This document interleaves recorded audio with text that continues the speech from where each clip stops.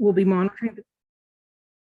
Nicole will be monitoring the chat for any questions or comments, and we'll also be adding some links into the chat.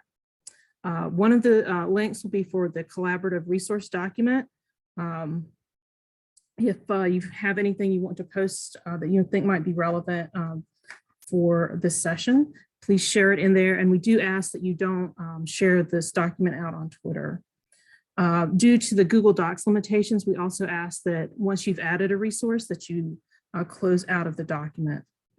The link will be dropped into the chat. And then we'll also drop a link into the chat for our conference code of conduct. And now I am going to turn things over to our presenters. Thank you so much. I'm just doing the very awkward task of sharing my slides. So hopefully everything is okay now. So welcome everyone to Managing Sideways, Leveraging Social Capital Skills for Librarian Peer Leadership. This is a very long title that we came up with. But thank you. And so thank you so much for joining us. Before we get started, so Sandy, Amanda, and I will introduce ourselves in 1 second, but we are all located in Montreal. We all work at McGill University. McGill University is situated on the traditional territory of the Kanien'kehá:ka, a place which has long served as a site of meeting and exchange among many First Nations, including the Kanien'kehá:ka, the Haudenosaunee Confederacy, the Huron-Wendat, the Abenaki, and the Anishinaabe. We recognize them and respect them as the traditional custodians of the lands and waters on which we meet today. We invite you to write where you are, which territory you are joining us from in the chat. And we are going to get started and we are going to introduce ourselves. So my name is Marcela Isuster. I am the coordinator of the Digital Scholarship Hub at McGill University. Sandy? Yes, sorry. So my name is Sandy Hervieux, and I'm the virtual reference coordinator at McGill University. And hi, my name is Amanda Wheatley, and I'm the outreach and engagement coordinator at McGill University.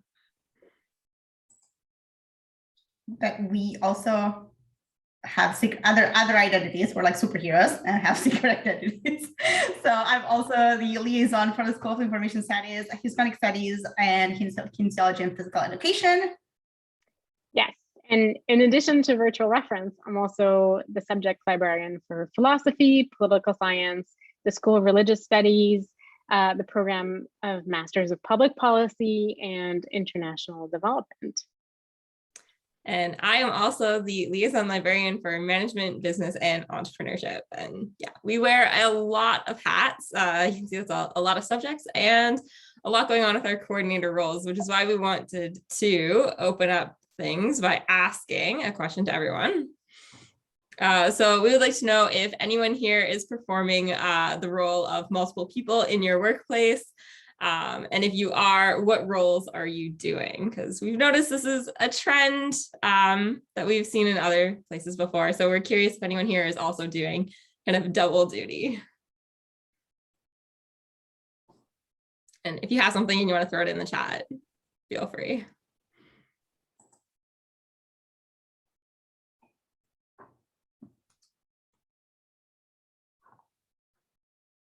Killian said, I feel like student success librarians are doing a lot of different jobs.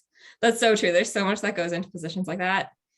We've got an education liaison, a coordinator, directors outreach. I feel like outreach is getting some huge shout outs today.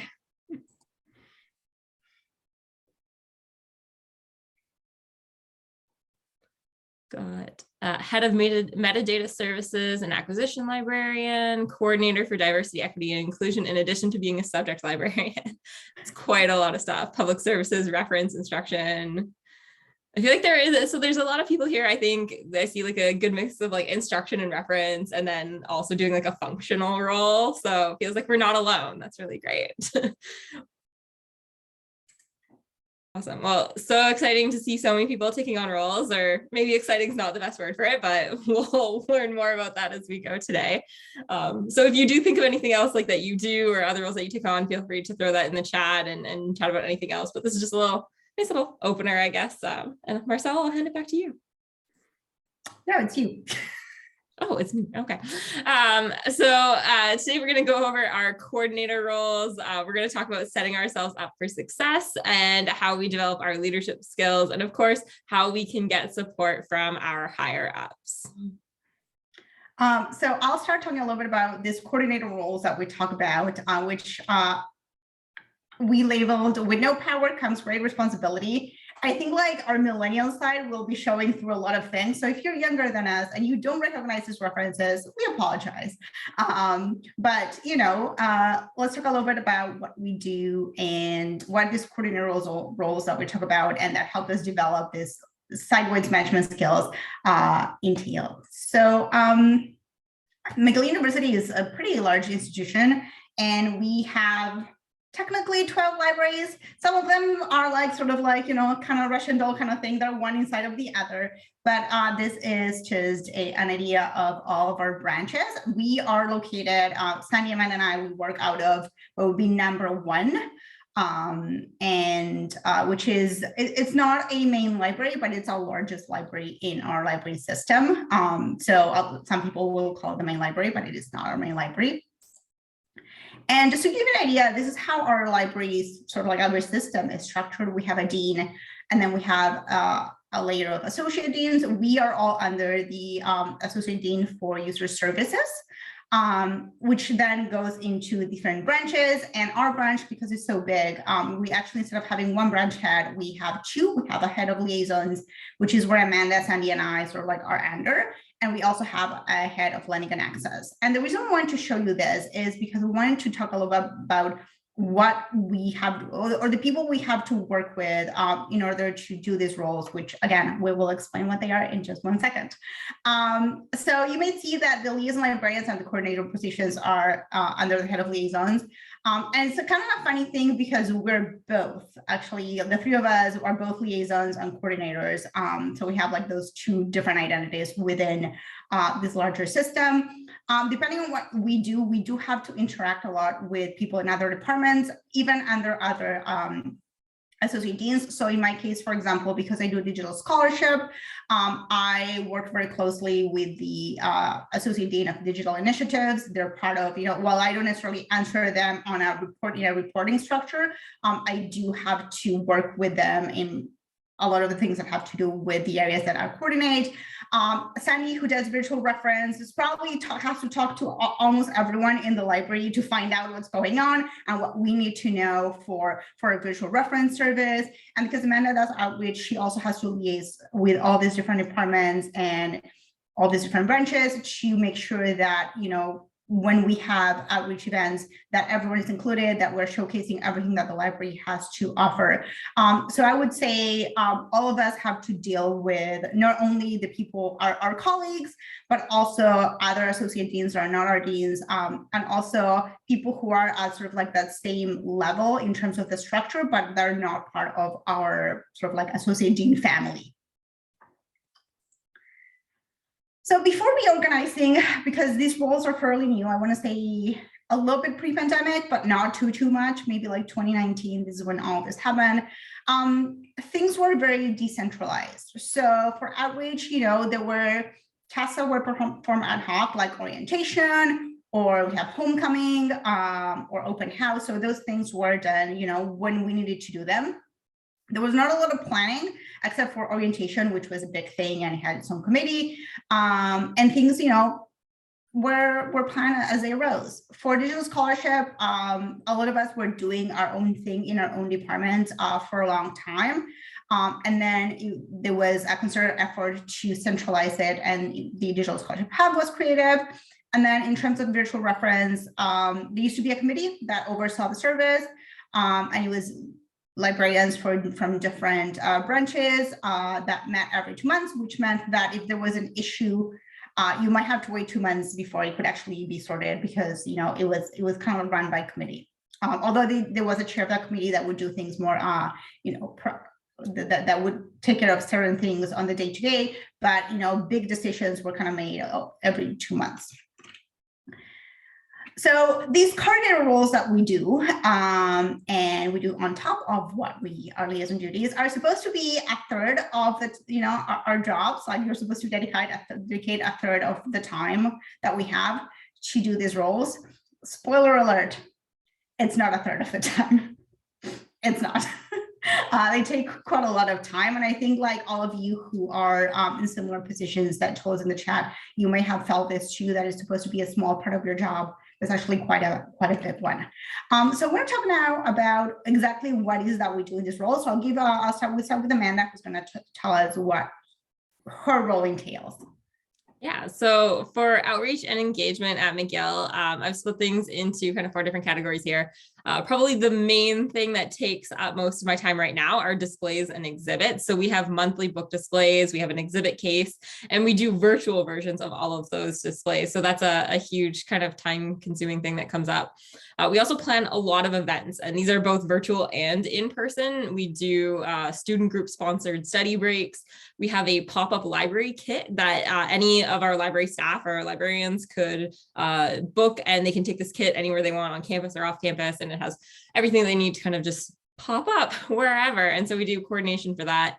And when this role got moved into the coordinator position, they folded in orientation and open house. So at open house, it's the equivalent to homecoming, as Marcela mentioned earlier, at other institutions where we have prospective students and everyone kind of coming to campus at one time to see what everything's about. There's a lot of celebrations and stuff like that to plan for. And so all of that was folded into my responsibility. So I sit on campus-wide planning committees for our orientation and open house, in addition to doing that at the library committee level.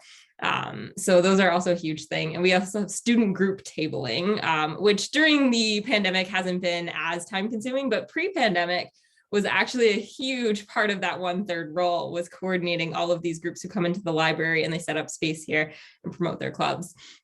Other big areas that we look at are certain communications, especially for our branch library. We have a blog, we do social media graphics, we have our branch website that we update, and service email accounts that we monitor. And when I say we, that brings me to this last box here about team management, where I was actually able to bring on 2 undergraduate student assistants last January. So I've had two assistants now for the past year, and that has really made all of this take off in a way that I don't think I could have done by myself.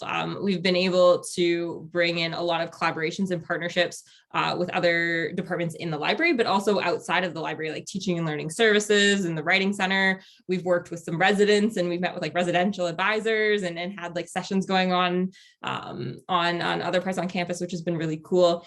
And we also got together and we've been doing strategic planning, which wasn't really something that was ever done with outreach before. And we specifically did a focus on equity, diversity, and inclusion, because we really wanted to take a look at our practices, our activities, and figure out how we can be more conscious of the things that we're doing going forward. So it was a huge overhaul of what went into this. And that's kind of just I guess a surface level look at what we do in outreach, and I'll pass it on.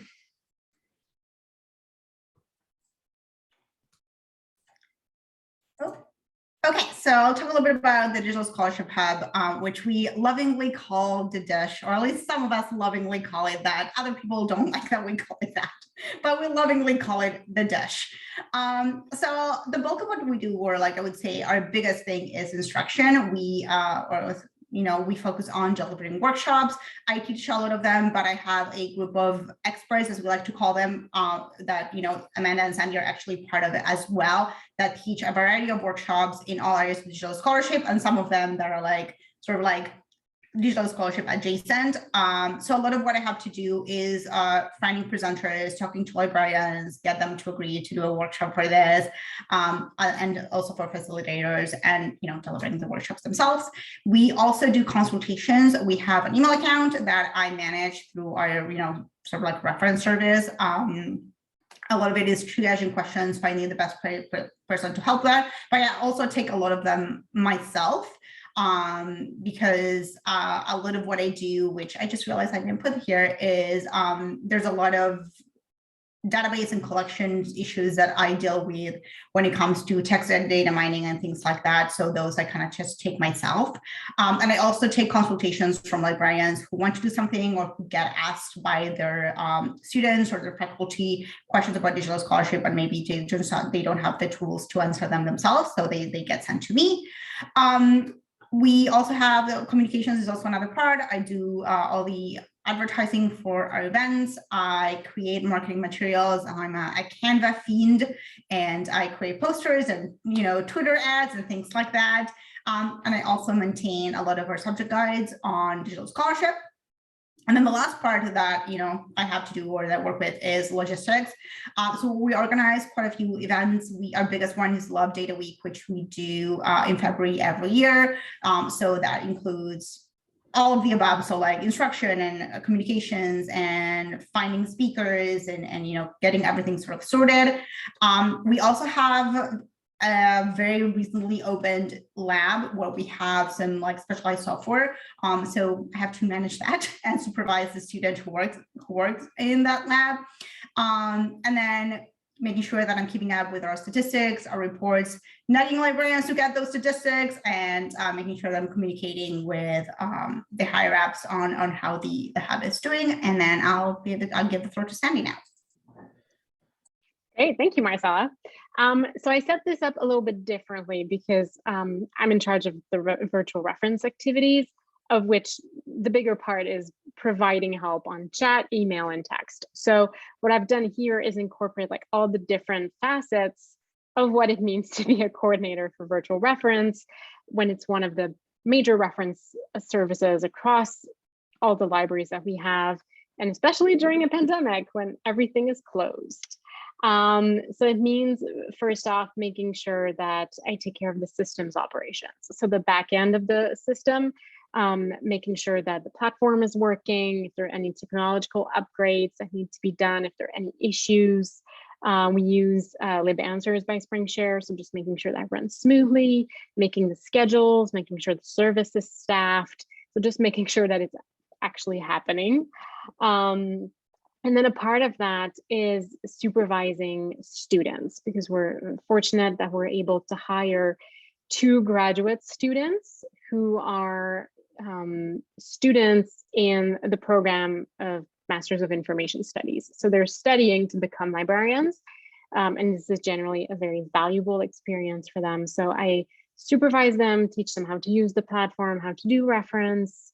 They also do desk reference, so they do in-person and virtual reference. So I take care of that supervision as well. It does mean, a fair amount of training. So not just training the students, but also training new librarians that come to McGill, right? So that they can actually use the system, provide virtual reference, use our best practices, keeping up all of that documentation up to date. And then a part of that is also keeping an eye on the types of questions that we get, like monitoring the questions, seeing if there's any issues, maybe like sometimes it will happen that it happened once, we got flooded with questions, and it's because our easy proxy was down. So I had to very quickly report that. And the librarians were great and all jumped in and helped each other, which was wonderful to see. But like monitoring those kinds of issues, seeing if there are any maybe issues with answering certain types of questions, right? Like I'm sure we all have issues in our libraries or topics that can be a little confusing sometimes, like how do I respond to that? So making sure that everyone has the answers and providing feedback, and then reporting any statistics to the library generally. Yeah, so I'll pass it back to Marcela.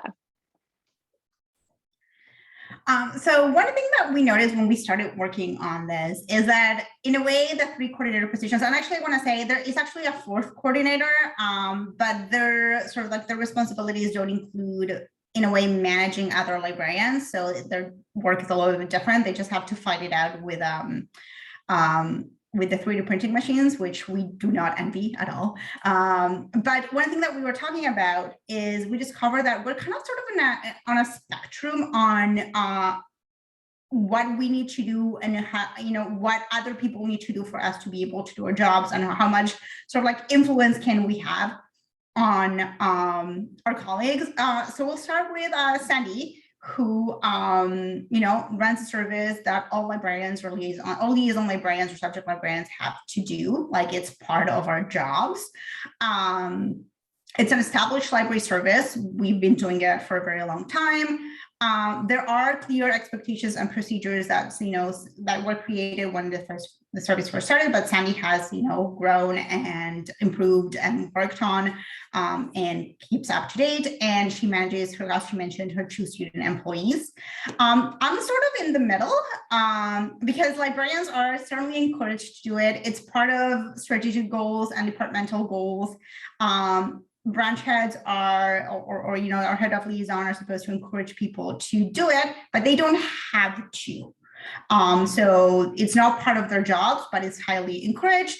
We have some suggested guidelines on procedures. So we have an idea of like, okay, everyone who's involved should be teaching X amount of classes or should be doing X amount of things.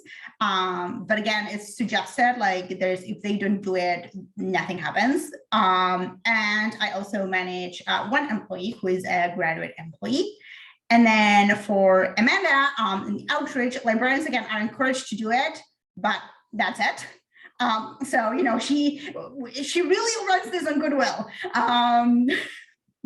There are no clear expectations or guidelines or procedures.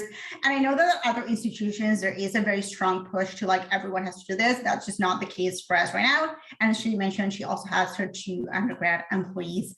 And the student employees have to do what we say, but the others, our colleagues, they don't necessarily need to do what we say. And again, like we're in this spectrum of like, how much goodwill plays a role into how we get people to do things. And after we said all this, you might be wondering, why do we do it? And why do we put ourselves through this?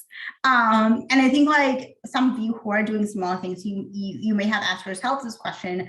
And I think for the 3 of us, it starts with a genuine interest in the area. These are things that we're interested in.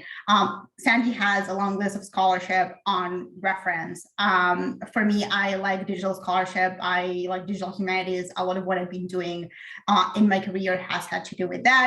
Amanda really likes outreach. She's really good at it too. So these are things that, we like and we're interested in. From a career point of view, it does give you management experience. It does give you a title that says you're the coordinator of something. It shows that you have managed other people. It's a great opportunity for us to grow skills. Because we are learning new things. I know that I have to keep up to date to run the service. I kind of need to know what's going on and what people are doing. And it's also a great opportunity to support colleagues and to realize how good you are at it. I have to say that for me, I didn't know that I could do this until I actually did it, and how much I enjoy supporting my colleagues in letting them shine and doing these things. And one thing that we forgot to put in here, but it's really great for like scholarship opportunities. I think that all 3 of us have had some really good research projects that came out of these roles that we have, because we have a lot of opportunity to try new things and to play with different ideas and execute them. So this is a little bit of why we do it. So let's talk about, what we think, what the things that we have learned along the way, and what can we tell you about our experiences that can help set yourself up for success. So I'll start talking first about personal relationships and soft skills, because when you have, as I said, with no power comes great responsibility. When you don't have authority in that sense, a lot of what you have to do has to come from goodwill, from people wanting to do what you're asking them to do, from people being amenable to trying new things or spending time on these things. So we talk a lot about the social capital in our intro. If you look at our abstract, and there's a few definitions of social capital. Some of them are very academic and they come from other sources, but the one we liked the most was that the potential of individuals to secure benefits and invent solutions to problems through membership and social networks. And this is where those, personal skills and soft skills really come in handy, and those personal relationships, because a lot of what we do comes from those personal relationships that we have built. Now, this does not mean that you have to always be likable or be liked. It's not like, I'm friends with everyone. We're not talking about that. It doesn't mean that you have to be so perfect that everyone respects you so much and they know that you're always saying the right thing and you're always doing the right thing. And it also doesn't mean being a doormat and saying yes to everything because you need people to do things for you. One thing that we do want to say is that we understand that positionality really influences your ability to build social capital and how easy or difficult it is. We are 3 white women. And that allows us a certain privilege that, might make it sometimes easier to get this goodwill from other people. And we recognize that that's the case and that our experience may not necessarily be universal, depending on who you are and what your context is. But let's talk about some of the things that have helped us build this social capital and get this goodwill from our colleagues. The first one is being open, even if there's nothing you can do about it. I know that Sandy has to deal with this quite a bit because sometimes she has to deal with decisions she had she did not make. They were not her decisions, but she's the face of the service. So people come to her with complaints about scheduling or decisions about, like how we're going to run the service that, she may have had some influence on, but at the end of the day, it's not her choice to do it necessarily a certain way, but she has to be the one to kind of listen to people coming to her and, nodding and being understanding and give them that space to vent. I think it's also important to be open because you find out so many things when you just listen to people. I know that for some people that I work with and that I've gotten to teach workshops, I had so many preconceived notions of why maybe they didn't want to do something. And when I actually listened and was open to what they had to say, I was able to figure out, I was like, oh, okay, like this is not that you don't want to do it. This is that maybe like you're unsure of how to do it, or maybe you are not comfortable doing it alone. And once we were able to get there, we were able to figure out solutions, which leads me to my next point, which is being supportive. And this looks very different for everyone and what you can do, depending on what you do. But to me, it's what can I do to help them get there? So if someone was, a little bit unsure or not comfortable teaching a workshop for the first time, maybe I'll say, hey, why don't I come to you to your workshop this time and just help you manage the chat and everything else so that you can focus on the content and you have a support system there. Amanda, if someone is, they've never done something and she wants them to do a pop-up library, she may say, oh, why don't you pair with this person? Or why can't I just provide you with all these documents that we have already created? Sandy is wonderful at creating scripts for us when we are doing chat so that we are able to pull really quickly the information that we need to tell people when there is an issue or there's a problem. The other thing I really like to do is follow up, especially because I get people to do some things that maybe they've never done it before. So I really like to, after they've done a workshop for the first time, I'll just email them like, hey, how did it go? And usually people tell me how it went and what plans they have for the future. And I kind of sort of like engage with them in that way to kind of get them to build on what they already did. And again, it's just an email that I have to send. It doesn't take too much out of me, but it really helps my people feel supported and feel like, hey, I have their back and I'm interested and engaged in what they're doing. Offering positive reinforcement. Again, we don't have authority. I cannot, someone may be doing things wrong and I can approach it, but there's nothing really I can do about it. But I find that if I offer positive reinforcement, I get really good results. So when things go great, I will go out of my way to tell people, hey, this was really good. This was a really awesome workshop. Or I'm getting some really good emails about this. People are really liking this. Other times, an issue that I have that is it's getting my experts to enter their stats. So I have to be after them quite a bit to do it. So one thing I'll always do is that whenever I have to send those emails, I always start with, hey, thank you so much for all this work we're doing. We've done X amount of workshops. It was great. Just in case, just please don't forget to enter your stats. And is it going to be like mind-blowing for them? No. It's going to be life-changing? No. But it costs me nothing. And I think it just changes the tone of our conversation. And I'm showing appreciation for what they're doing for me. And for me, I'm the library, but for me, because I'm the one has to kind of manage the service, it's just showing appreciation and showing that hey, I see what you're doing and I recognize the work and effort that you're putting into this. And also I need you to do this other thing to kind of make it full circle. But and the last one is fake it. If it's hard, just fake it, and it'll eventually get better. But I'm going to quote my mom on this one. She's a lawyer, and she was talking to me about when she has to meet with with clients, and she said, "Look, every day in my life, what they're saying doesn't really matter to me. But at that moment where I'm sitting with that person, that is the most important thing for me at that time." So I think for me, when I'm having those conversations, I may think that what they're saying, maybe oh, I don't really get why they feel a certain way. But at that time, my main focus is to hear them, understand them, and figure out how we can move on. So next, I'm going to give it to Amanda, who's going to talk about planning. All right. So I'm going to be talking about how do we then take all of those social capital skills, all of the personal skills, and then actually use that to kind of manage sideways, and how do we organize ourselves in order to do that. So if you want to jump to the next slide.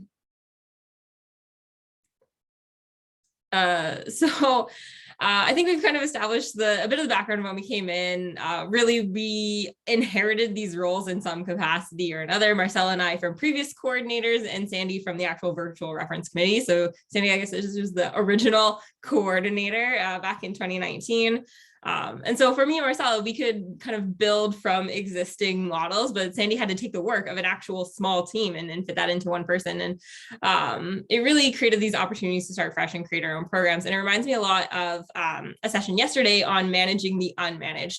So I attended that. That was really great. Fabulous presentation by Robin and Roxanne. And just feels like, especially for Marcela and I, these were a bit of unmanaged things that these the coordinators prior to us had, and they tried to take, but they weren't in those roles for very long. Marcela and I stepped into them quite quickly, so there wasn't much groundwork that they had gotten started. And same with Sandy, building from a whole team into this is these things that were either managed in some way or completely forgotten about, and we kind of brought everything into one area. And so I'll talk about the steps that we took to do that.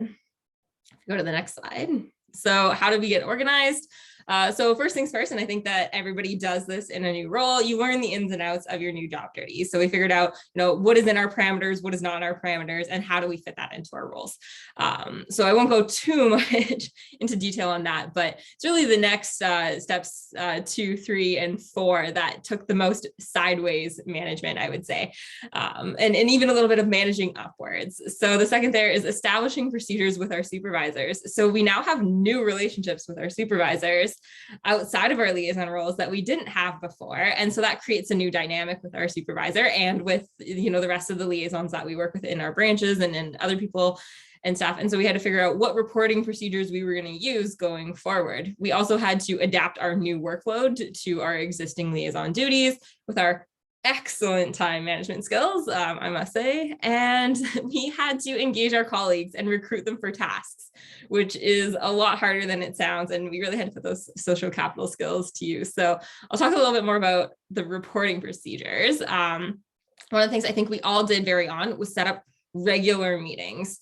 Really actually neat thing about this, we had a supervisor switchover during, this whole coordinator thing. So we had to basically figure out how we were going to work with one supervisor, and then halfway through how we're going to work with a new supervisor, and what did they expect from us, and how was that going to go. And so regular meetings was a huge part of it, and kind of making sure that we were keeping people up to date with what was happening in our program areas and how they could get involved with it, and making sure our supervisor was informed of all of that. We also created reporting procedures and how we would inform on that. And of course, deciding what we can do that needs to be approved and what we can just do on our own. And for me personally, that was a huge area, especially with like a lot of events and trying to figure out, when can I say yes to an event in the library, and when do I need to run it up like 5 different administration people to get approval to have something happen in the building? And that was a huge part of that dynamic. It was something that I never had to do before. And so sometimes it's creating those relationships with the supervisor and deciding, you know, what I can be trusted to do on my own, and what needs to be kind of further reviewed by everyone. And so it's a whole different dynamic when we enter into these positions. And of course, our time management skills, I say time management times 2, because we're doing twice the workload now, even though it's supposed to be 1/3 of our jobs. I think everyone who does 2 roles or even 3 roles or 4, what you're doing, you can probably attest that it never actually ends up being what you think it's going to be. It's not 33% of the job. It takes up so much more than that. So we had to figure out what are the busy times in our new positions, because we need to figure out how that accommodates our liaison roles. Especially for me, like with business, we have a lot of teaching in the early fall and the early winter for our semester. And so if I'm busy planning orientation and new events happening in September, is that going to impact how I'm teaching with my liaison role? And do I need the other business librarian to help pick up the slack for things like that? And it becomes accommodating relationships with our fellow liaisons to make sure that all of that work is getting done and that we're doing that in an appropriate way, but also that we're still supporting these coordinator roles. And a lot of it actually came down to scheduling new processes. I think this is the hugest way that we all got organized, or at least the biggest impact that I can speak to. So Sandy took on the role of actually creating the virtual reference schedule. So before, that was something that our supervisors at the branch level did. They would like allot time for specific branches, and things would kind of be held out at the head level. And then Sandy really took a lot of that on herself. And now that's just a part of the role, where she creates the schedules and does all that. And so it's really quite a huge task to bring that onto one person. And for Marcela and I think we can both agree one of the things that really kind of saved us was going from ad hoc workshops and ad hoc events to creating an academic calendar. So we realized early on that we had to kind of sit down and say, okay, what do we want to happen in our academic year? And how do we want that to be reflected in the types of programming that we're doing? And so we would send out calls for people to participate in workshops, to participate in events. For displays, I like to have a booking of what displays we're going to have in which month well ahead of time, so that we know and we can swap things out if needed and then coordinate all of that. So that, I think, was a huge saver of making sure that we took the time to talk to our colleagues about what we wanted to do with these roles and get all of that established into a schedule.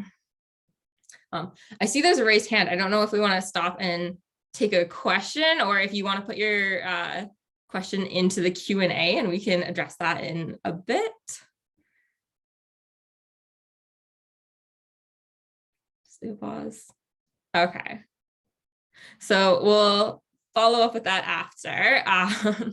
So the kind of last thing that I want to talk about here in getting organized and for our planning is really that aspect of that we have no authority in these roles, that sideways management, and then those skills that we need. Because with Sandy, even though all librarians have to do virtual reference, not everybody's going to sign up to do, if we need extra shifts for a day because someone's missing, or somebody, like, you know, we lose a librarian to, you know, another university and all of their shifts have to be filled for the rest of the semester. Like, she's got to coordinate getting people to sign up for those things. And you know, not everybody's going to do it. Not everybody's going to like support that equitably. And so she has to make sure that those shifts get filled and talk to those branch heads and make sure that everybody's participating. And same with like Marcela, where she's encouraging people to do workshops because they are part of those departmental goals, but they don't necessarily have to do them. And so if we want a full workshop schedule, if we want to make sure that we're offering a lot of good content here at the library, then we need our peers to kind of step up. And as Marcela mentioned, especially with me, there's really no power. I have nothing except for the goodwill of my colleagues. If I want people to do a book display, I just have to ask, I have to beg. If I want them to, you know, do an interview for a blog post or be in a video or something like that, I really just have to hope people are going to say yes. And I do that through what I hope is maintaining really good relationships with my peers. You know, I try to make sure that I'm respectful of everybody's time, and that I'm trying to support them with opportunities that I think might be of interest to them. Like with Marcela, I try to make sure that we do like posts and graphics and things like that for Digital Scholarship Hub workshops, so that we send our students to attend workshops and then write posts about them and talk about how great things are. So trying to just support everybody in those ways and making sure that people have a fun time when they volunteer to do things, especially when it comes to like orientation week and getting people to sign up for shifts, whether it's a virtual welcome booth or, you know, an in-person tours, things like that. They're not things that anybody has to do. So I have to go out and kind of wrangle that. And so we're all on the spectrum of trying to appease our colleagues and be respectful, but also just like have genuine relationships with people and make sure that that comes across in how we're getting people to interact with our programming areas and encourage them to be a part of it. And so it's been quite a wild ride, but that's kind of where I'm at, and I'll hand that over to Sandy. Great. Thank you, Amanda and Marcela. So I'm going to talk a little bit more about what it entails to manage students, but also kind of keep those relationships and try to like manage upwards, try to get some support at various levels in the positions that we're doing. So if we go to the next slide, like you saw previously, we all manage students. We all manage different categories of students. So Amanda has some really great undergraduate students. Marcela and I mainly supervise graduate students very often in Masters of Information Studies programs who want to be future librarians. So a lot of what we do, trying to balance between formal training, like here's the skills you need to do this job, and mentorship, whether like formal or informal. I think none of us actually, I mean, we could say like, this is where we stop. We just teach you the skills to do this job and that's where it ends. But I don't think any of us have actually done that. We always get involved more. I know of a student who's graduating, about to enter the job market as a new librarian. So I've been helping her a lot prepare for interviews and how the whole process of academic interviews works. I know Marcela has done that a lot too with her student. Amanda has been really great at finding skills that they want to add to their CVs, to like buff up their CVs and give them opportunities to learn new things. So I think we all engage in that slightly more informal mentorship. So obviously from that comes the side that it is super rewarding. At least I find it really rewarding when my students get, you know, formal job interviews. But it is also very time consuming, right? So I'm cognizant of the fact that not everyone may be able to get involved as much as they would like to, because it does take a bit of your time, right? And it's also important to provide continuous training and support, at least from what I've seen on virtual reference, right? We always get different questions. The pandemic has certainly brought us a wealth of questions to draw from, and different things that can happen. I know the same for digital scholarship, right? New programs, new situations, new collections, and outreach. I know it's much the same, right? For different projects. So making sure that we consistently support the students so that they can do as best as they can.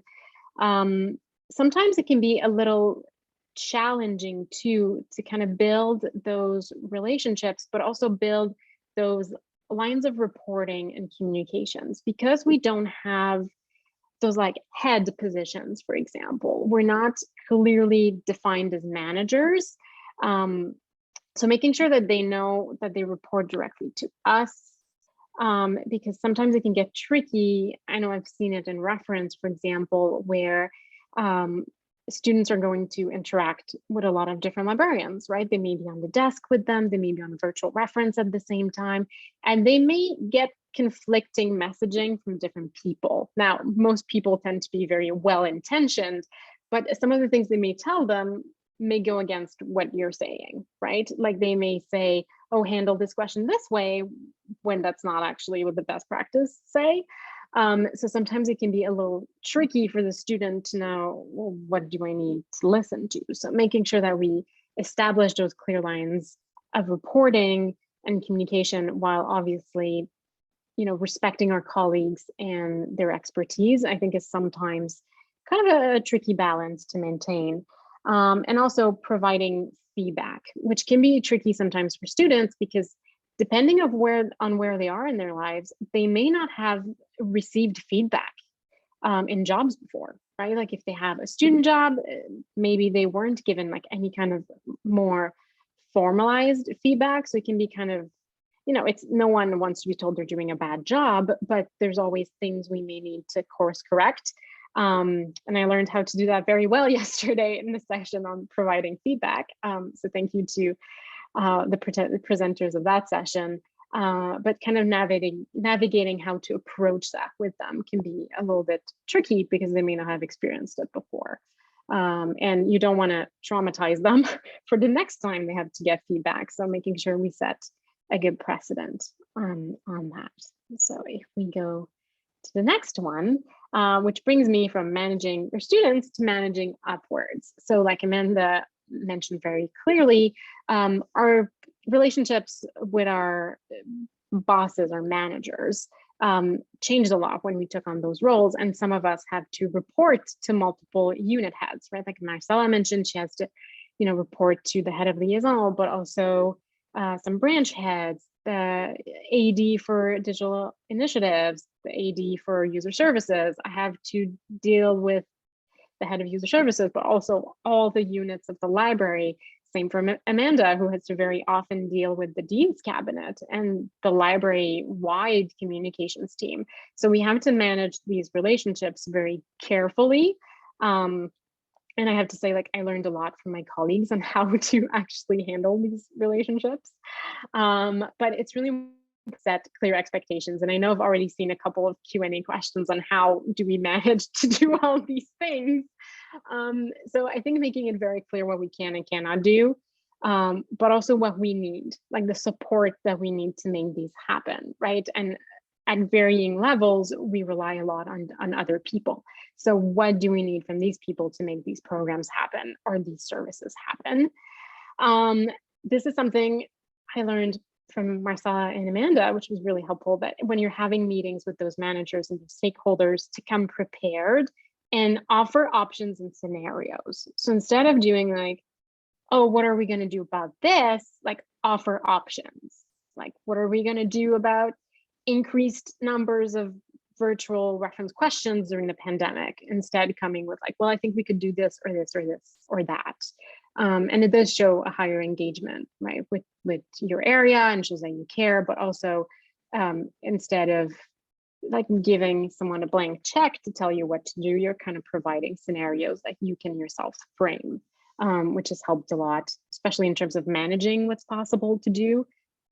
Giving options works. And also just finding allies, like finding people you can rely on. Like Amanda mentioned, sometimes we need to fill some chat shifts because people are sick or are on leave or whatever reason. Well, I know very clearly who's going to volunteer for these, so I can kind of go poke them and be like, hey, do you want to do this? And I'll do this for you instead. And I know Marcela and Amanda have been really good at finding allies for some of their programs as well, right? So that's something that helped us a lot. All right. And finally, how to develop some of those leadership skills. This is not a how to do it. It's more, here's how we're trying to do it. And if you have recommendations, please feel free to put them in the chat. But I found that finding mentors has always been very helpful for me. And those don't necessarily have to be formal. They don't have to be people that are higher up than you. I find mentors in all areas of my life. I find them in my colleagues. Like I mentioned, I learned a lot from both Marcela and Amanda. Sometimes you learn a lot too by seeing what you don't want people to do. If you have bad managers and you're like, don't do that, that's a great way to learn as well. Attending conferences and training programs, which obviously you're all doing, right? If you're here, don't be afraid to make mistakes. And I know I struggle a lot with that because if you're a high performer, you want to do well and you want to do things well and perfectly, but you're going to make mistakes, especially when you start off managing people. You're going to mess up, but it's important to learn how to apologize well, how to take feedback, and how to course correct. And then part of that also leads into like reflecting on your own experiences, like seeing what worked, what didn't. Like Marcela mentioned, that giving positive reinforcement works really well. So it's things like that that we're figuring out that works, and find out what professional development opportunities are available to you. So I know that there are different programs offered by different associations, and that may also depend on what's available to you in terms of funding, but is there something at your university or locally that's possible, is always a good way to learn. But if you have other suggestions, feel free to share them. And then I think that leads us to the next slide. So are there strategies that you have found useful in either, managing people, managing sideways, or building your own leadership? So we'll give people a couple of minutes to put those in the chat. So I think we're like slowly running out of time. Yeah, we're a little short on time. So I think what we might do is we're going to go to the next section, and then maybe hopefully, like, if people have written things, Wrap we can up. put questions together. But yeah, I'm just afraid we're going to run out of time. Yeah, feel free to share in the chat and we will share later or have a look. And in terms of support from higher ups, so I know there's probably a lot of questions that are going to come up about this, but how do we make this work for us, and what kind of support do people need for these roles, right? If you are managing librarians who take on multiple roles, what are some of the things that you can do to help them? So making sure that you have check-ins to make sure what they need, what projects they're working on. We find that very helpful. Providing like updates on the things that we're doing, but also the support that we need to make them happen. Workload management. So making sure that you can balance all these subjects and also those coordinator roles. In some instances, the peak time these roles may not happen quite at the same time. I know for virtual reference, creating the schedules does not happen at the same time as my bulk of instruction. I know for Amanda, that's quite different because she has a lot of instruction and outreach is continuous. The open house events happen right in the middle of October when it's busy season for instruction. So making sure that we can better manage our workloads, or maybe let go of some subjects that someone else can hopefully take on.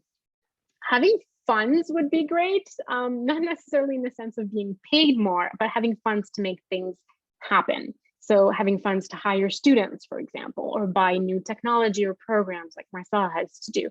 I know Amanda's bought some really great things for the pop-up library to make sure we have those outreach materials. So having a little bit of funds goes a long way to make those programs happen. Making sure that the priorities are reinforced to other staff, right? That this is in the strategic plan, that this is going to be good for your annual performance review if you take part in these services, right? So making sure that we're not just doing this on goodwill, that there's a recognition of people's work if they participate in this. And also outwardly recognizing the work that your coordinators do. Even if it's just like a thank you in an email or a meeting at a higher level where you mention like, oh, great work, Marcela, for putting this event on. Like, great work, Amanda, for this great book display. Like, it doesn't give us a lot. Like, it doesn't give us money or anything tangible, but it goes a long way when accomplishments are recognized. Speaking for myself. So if we move on to the next slide, I think we have another question that Amanda's gonna. Yeah, so I think instead of asking the question, because we just have a short amount of time, I've been looking at the questions in the Q&A, and I actually see this first one here, I think is perfect for Marcela to answer. And then, did you ever think about pushing back on being asked to take over multiple jobs? Are you being additionally compensated? So Marcela, I think, has the best negotiation story of all of us, so I'll let her answer. So I would love to say that like I'm like a master negotiator, and like first of all, none of us are getting extra money. Like that's like none of us are, sorry. Oh, just my computer. I don't know what happened with my computer. It's fine. We're all good. We're good. So none of us are getting extra funds for this. We are doing this as part of our, I guess, jobs. What happened with me was this came to me and I was asked to take on this at a time where things had happened and I was very salty and very hurt for things that had happened at work. So my first response was, no, I'm not doing this. And so my supervisor at the time sort of had to sweeten the deal for me a little bit. And at the time I was, it's not only that I had a lot of departments, but I had a very heavy teaching load. I was like, there's no way I could do this. So at that time he suggested like, hey, like if you do this, we'll take some of your liaison responsibilities away. I didn't do that very well, but basically I just gave the bulk of my teaching to someone else and I kept all the other departmental stuff. While doing this, the following year, so I was covering a sabbatical when I was doing this for the first time. So the following year, things happened where there was a chance for me to kind of keep doing this on a more regular basis. And at that time, this idea of having a department split in two just didn't make a lot of sense. So I approached my supervisor and said, I would be willing to do this, but I can't take this department back. So I would suggest is just trading with someone else. So I took on the School of Information Studies, which was an easier or less teaching heavy department for me to work with. I still chose something with evening, so that's on me, but something that is less, that had less teaching responsibilities, so I could focus more time on this. And then the other librarian got education, which is what I used to have. But I think that I have to say, like, and I'm not proud of it. It originally didn't come out of me. I think like we are coming to a point where we're able to do this a bit better. And I think because we're talking, like the coordinators are talking, we're able to be like, oh, like, is this a little bit messed up? Should we push back on this? Like, yeah, maybe we should push back on this. I also know that Sandy, for example, won't schedule as much on chat. And that was something that we had been told, but we do have to keep reminding sometimes, not Sandy, but we do have to keep reminding higher ups like, hey, this is, something that we have to do. I think I just want to be mindful of time, but I think for me, my strategies, it helped that I got tenure in the middle. So I was able to kind of push back. But I think, at one point you have to be like, this is all I have to do. How do I prioritize? And they need to be able to give you an answer to that. And what has helped so far has been really articulating like, hey, this is not something I can do. So we need to find a solution. I'm just going to go to the next questions. And Amanda and Sandy, if you want to add anything. Yeah, I was looking at the question about when does this workload become untenable, and just kind of some of the comments that are on there too, about, how do you retain people who are working this much and it becomes super stressful, and that's definitely super true. I think for me, my situation would become very untenable if I hadn't had those outreach assistants be hired, because I think I'm just the type of person, I really wanted to expand. I wanted to do all these projects, and I probably took on way too much for myself. I am not good at saying no. I hope this is something that I'm going to learn from attending a lot of these sessions. But having those students allowed me to rebalance a lot of the work and keep the program up at that level. And I don't know, Sandy, if you have anything else you want to add.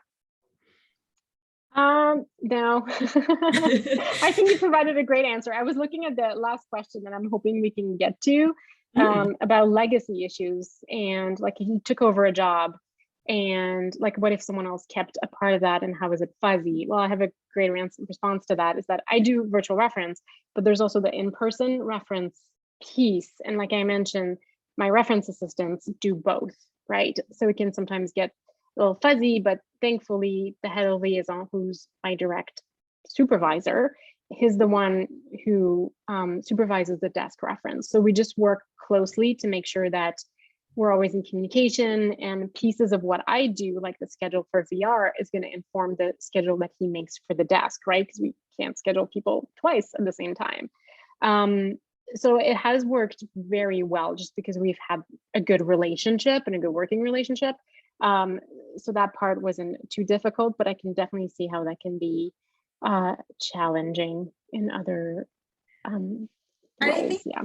Can I'm afraid I'm going to need to break in. We are at time, and I just wanted to thank you actually for this great presentation. Really appreciate your work on this and presenting with us today. So I'm afraid we'll have to close the session up. And before we do that, I just wanted to let people know that the evaluation survey is available to complete. And that will be really helpful if attendees would fill that out. And it would be helpful for the presenters.